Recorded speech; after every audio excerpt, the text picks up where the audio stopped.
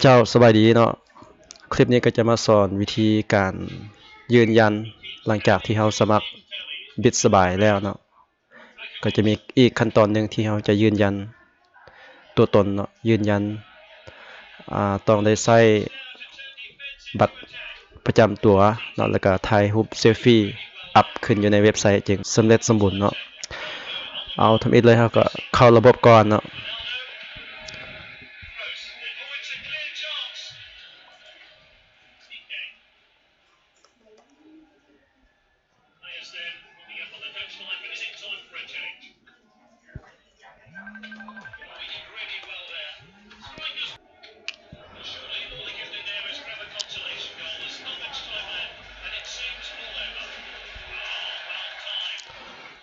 หลังจากที่เข้าระบบแล้วจะเห็นข้อความที่เขาจะแจ้งเตือนอยู่แถบถึงแถบสีเหลืองเนาะyour account has not yet been verified เนาะให้เฮากดบน click here to verify เนาะกดบนนี้เลย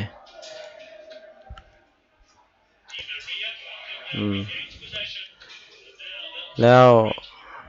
ก็ให้ประกอบตามฟอร์มตัวนี้เนาะซื้อต้องเป็นซื้อภาษาอังกฤษเนาะต้องเขียนเป็นภาษาอังกฤษ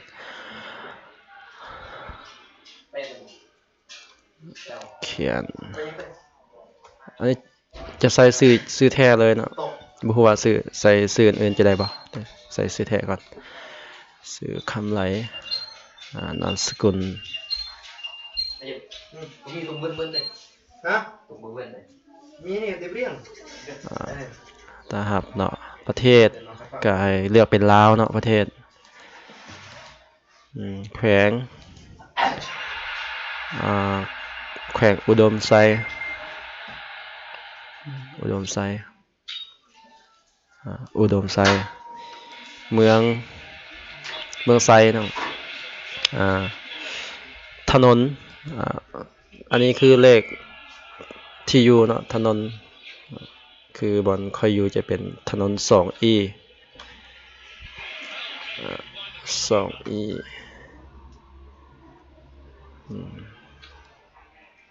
2E รหัสไปรษณีย์ก็เขียนใส่เนาะ04,000อันนี้จะเป็นรหัสไปรษณีย์ของเมืองไซเบอร์โทรศัพท์02054647027วันเดือนปีเกิดก็ใส่เข้าไปวันที่6ปี90เลขบัตรประจำตัว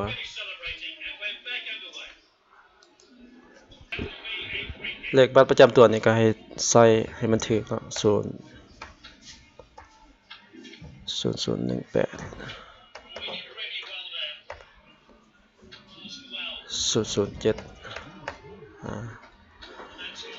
สัญชาติลาวอยู่แล้วเนาะ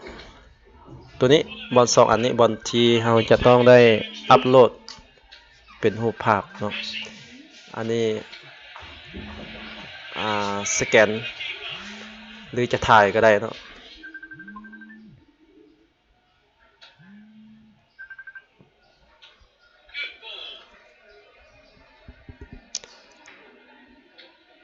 ถ่ายบัตรประจำตัวของเราเนาะหรือว่าบัตรสปอร์ต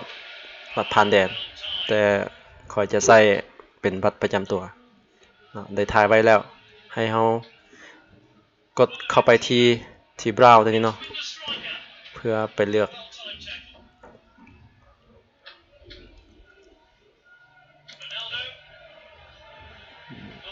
บิตสบายอันนี้เนาะอันนี้คือบัตรประจำตัวของค่อยที่ได้ถ่ายไว้แล้ว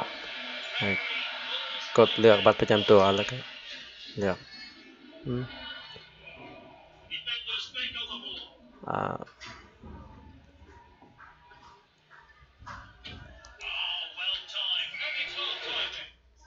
มันแจ้งเตือนว่า error เนาะแต่ก็บ่แน่ใจว่าได้บ่เดี๋ยวลองก่อนเนาะ error แต่ว่ารูปเฮาขึ้นมาละ อันที่สองก็เป็นรูปที่เฮาเป็นรูปที่เฮาเซลฟี่เองเนาะจับถือบัตรประจำตัวแล้วก็เขียนคำว่า bitsby.com ถ่ายให้มันเห็นแจ้ง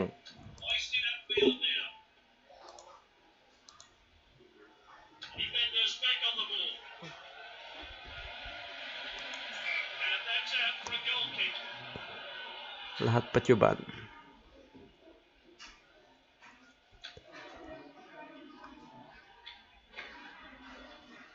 อันนี้จะเป็นรหัสเข้าระบบเนาะ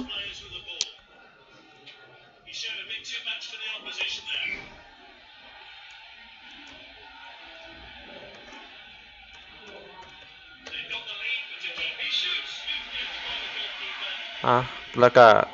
กดยืนยันบัญชี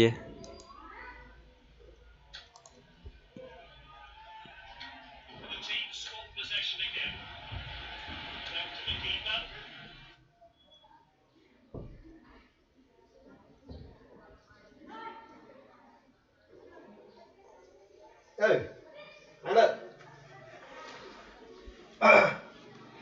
มาพัก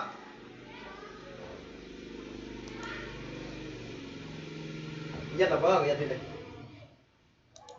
ยัดที่ไหนกำลังอัดวิดีโอแต่ประธานกำลังอัดวิดีโอทำไมหมอกกับโทรใกล้แม่ยัดเลยได้ถือว่าเขาจะอนุญาตทางเว็บไซต์เขาจะอนุมัติภายใน12ชั่วโมงเนาะก็เราถ้าติดตามเบิ่งเนาะว่าสิอนุมัติให้บ่เดี๋ยวคันบ่อนุมัติให้เฮาก็สิลองเบิ่งคืนเกี่ยวกับรูปนี่เบิ่งนะเพราะว่าเวลาเฮาอัปรูปคืนเมื่อกี้มันจะแจ้งเตือนว่ามันผิดพลาดอีหยังต่างๆนั่นแหละก็บ่แน่ใจเนาะสำหรับคลิป